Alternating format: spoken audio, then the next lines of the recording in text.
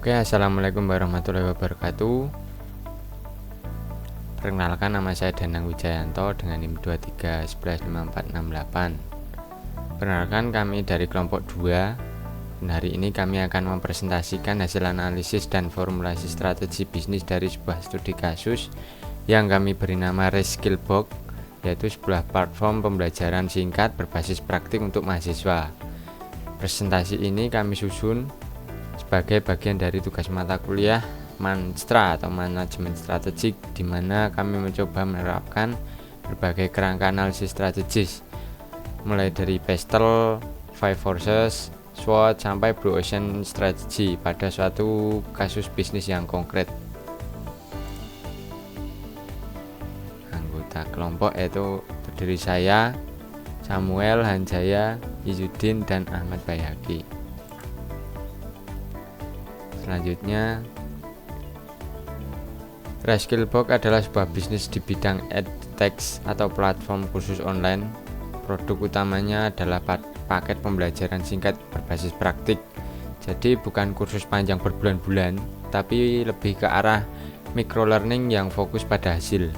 Target pasarnya adalah mahasiswa fresh graduate dan pencari kerja muda, kelompok yang sedang butuh skill cepat untuk masuk dunia kerja.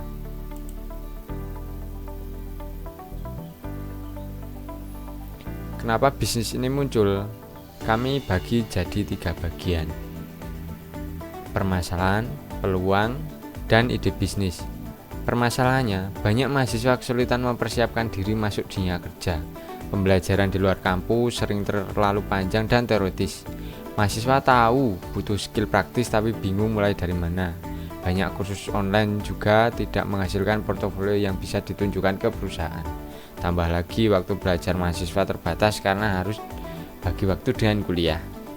Dari masalah itu muncul peluang. Kebutuhan skill digital terus meningkat, mahasiswa butuh belajar dengan cepat dan relevan. Dari situ lahir ide bisnis Reskillbox, platform yang menyediakan paket belajar ringkas, fokus pada hasil, dan yang paling penting membantu penggunanya menghasilkan portofolio kerja yang nyata. Selanjutnya, visi, misi, dan nilai inti dari Reskillbox. Visinya yaitu menjadikan platform pengembangan keterampilan praktis tercepat dan paling relevan bagi mahasiswa di Indonesia. Misinya yaitu menyediakan paket pembelajaran singkat berbasis praktik agar mahasiswa cepat menguasai skill yang siap dipakai di dunia kerja. Dan core value-nya ada 5: praktis, relevan, cepat terjangkau, dan berorientasi hasil. 5 nilai ini akan jadi pegangan dalam setiap keputusan bisnis mereka. Selanjutnya, masuk ke analisis lingkungan makro. Kami gunakan kerangka Pestel, 6 faktor eksternal yang mempengaruhi bisnis ini. Yang pertama yaitu politikal. Pemerintah mendorong digitalisasi pendidikan, ini menjadi peluang bagi Reskillbox. Yang kedua, ekonomik. Mahasiswa itu sensitif terhadap harga, jadi Reskillbox tersebut strategi harga terjangkau, bundling, dan promo kampus. Selanjutnya ada sosial. Sosial yaitu mahasiswa sekarang sadar jasa saja tidak cukup, karena mereka butuh skill tambahan dan portofolio. Selanjutnya ada teknologikal. Perkembangan AI, cloud, dan learning management system justru mendukung pengembangan platform ini. Selanjutnya environmental. Karena produk digital dampaknya relatif ramah lingkungan, hemat kertas, dan transportasi. Yang terakhir yaitu legal. Yang perlu diperhatikan adalah perlindungan data pengguna, hak cipta materi, dan lisensi sertifikat digital. Kesimpulannya, faktor sosial dan teknologi adalah yang paling mendukung bisnis ini untuk berkembang. Selanjutnya, kami analisis tingkat persaingan industri menggunakan Five Forces Porter. Yang pertama, ancaman pendatang baru. Tinggi, karena teknologi bikin platform kursus sekarang gampang, siapa saja bisa buat. Yang kedua, ancaman produk substitusi, itu juga tinggi, karena mahasiswa bisa belajar gratis dari YouTube, TikTok, ataupun blog. Selanjutnya ada daya tawar pemasok itu sedang. Pemasoknya utama yaitu mentor dan instruktur. Kalau mentor berkualitas terbatas bisa saja naik, biaya bisa naik. Selanjutnya daya tawar pelanggan itu tinggi. Mahasiswa gampang banding-bandingkan harga atau antar platform. Yang terakhir ada persaingan industri juga tinggi, karena industri edtech sudah ramai pemain dari bootcamp sampai komunitas belajar gratis. Jadi bisa disimpulkan industri ini kompetitif.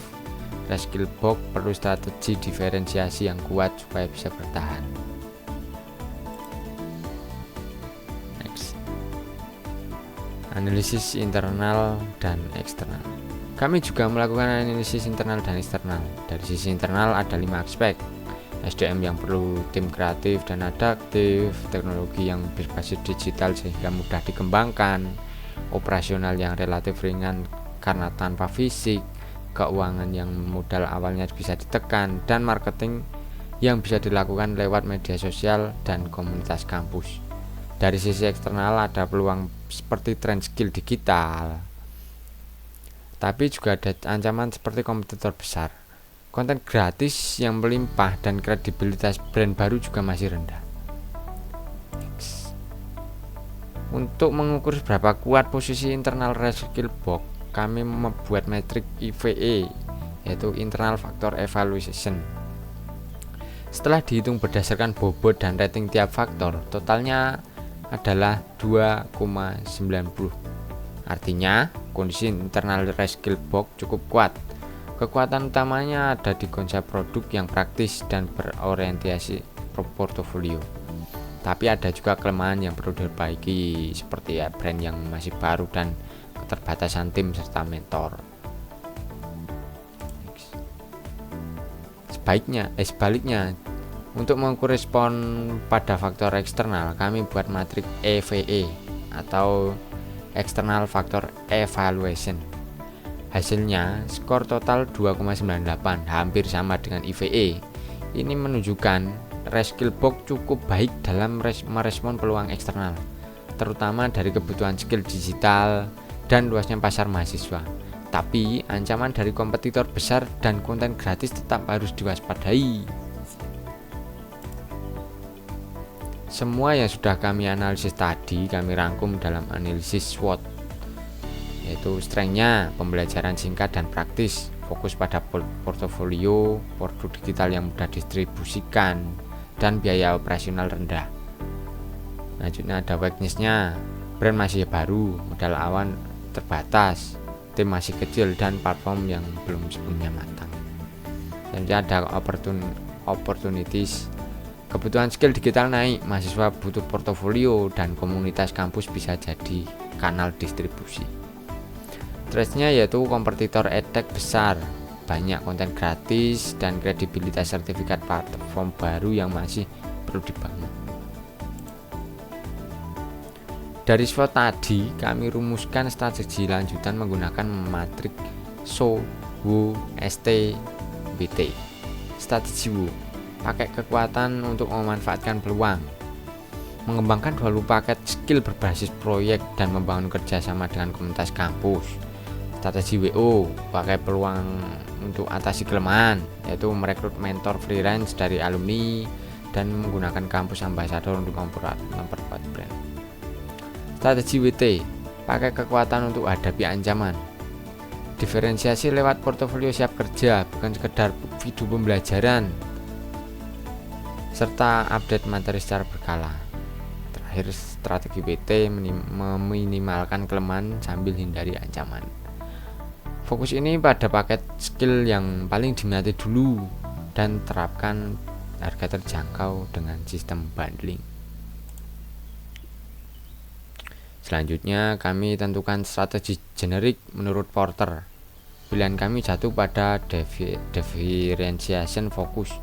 Alasannya karena Reskillbox tidak berusaha jadi yang termurah untuk semua orang, tapi fokus pada segmen tertentu, misal mahasiswa fresh graduate dengan nilai yang unik seperti pembelajaran cepat, menghasilkan portofolio, dan relevan dengan dunia kerja.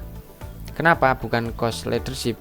Karena kalau hanya bersaing harga murah, Reskillbox akan sulit melawan konten gratis di YouTube. Kenapa bukan diferensiasi umum? Karena terlalu luas cakupannya, lebih tajam kalau fokus khusus di pasar mahasiswa. Jadi kesimpulannya, diferensiasi fokus paling cocok karena menyasar ide market dengan kebutuhan spesifik, belajar cepat, praktis, dan siap kerja. Untuk strategi pertumbuhan, kami gunakan Ansoff Metric yang punya 4 kuadran: market penetration, produk lama, pasar lama, strategi lewat promo, peluncuran, diskon, every user, dan program referral. Yang kedua ada market development, yaitu produk lama dan pasar baru. Contohnya perluas promosi ke kampus luar Jogja atau mencakup pelajar SMA atau SMA tingkat akhir. Yang ketiga ada product development, produk baru pasar lama, misalnya menambah paket AI tools, data analis, atau UI UX. Dan terakhir ada differentiation, yaitu produk baru pasar baru. Contohnya career coaching atau marketplace portfolio. Prioritas utama kami adalah produk development lalu market penetration, karena di tahap awal Reskillbox perlu memperkuat produk yang membangun basis utama dulu sebelum ekspansi besar-besaran. Kami juga menganalisis posisi Reskillbox dengan Blue Ocean Strategy. Kondisi pasar saat ini khusus online itu sudah jadi red ocean. Banyak kompetitor, banyak konten gratis, dan kursus yang sering terlalu panjang sehingga peserta jarang menyelesaikannya. Reskillbox mencoba masuk ke Blue Ocean karena dengan menciptakan ruang pasar baru yang lebih spesifik, paket skill singkat berbasis proyek dengan nilai berupa belajar singkat, langsung praktik, dan hasilnya adalah portofolio. Kami rumuskan juga lewat kerangka ERRC, yaitu Eliminate, Reduce, dan Range Grade. Untuk mengukur pencapaian strategi ini, kami juga susun KPI menggunakan pendekatan Balance Score Record, Balanced Score Record, yang menilai kinerja dari 4 perspektif: keuangan, pelanggan, proses internal, serta pembelajaran dan pertumbuhan. Contohnya dari sisi keuangan, target 1000 paket terjual tahun pertama. Dari sisi pelanggan, target minimal 80% rating kepuasan pengguna. Dari sisi proses internal, target 20 paket dirilis. Dan dari sisi pembelajaran dan pertumbuhan, target minimal 15 mentor terlatih dan 3 fitur baru. Pendekatan ini supaya evaluasi tidak hanya dengan penjualan saja, tapi juga pelanggan dan pengembangan organisasi.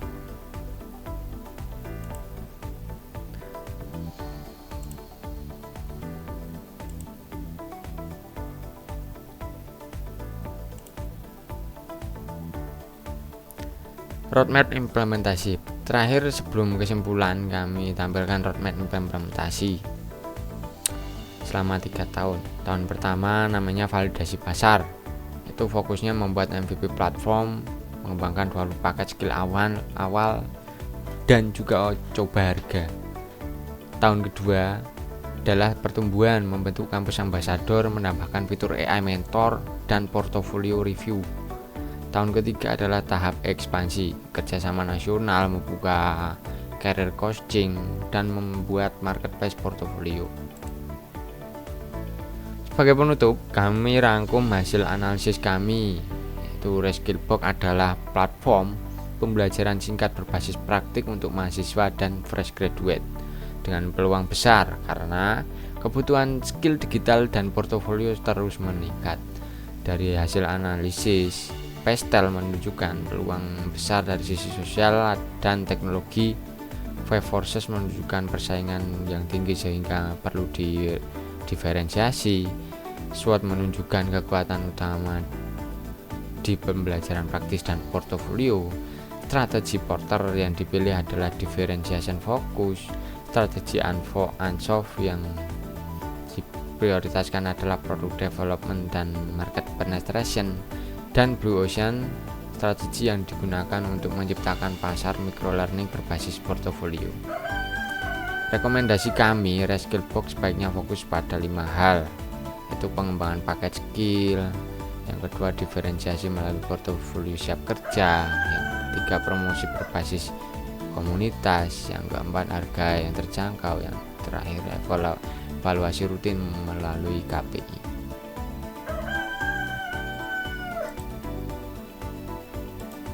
Terima kasih atas perhatiannya. Apabila ada kurang dan salahnya mohon maaf. Assalamualaikum warahmatullahi wabarakatuh.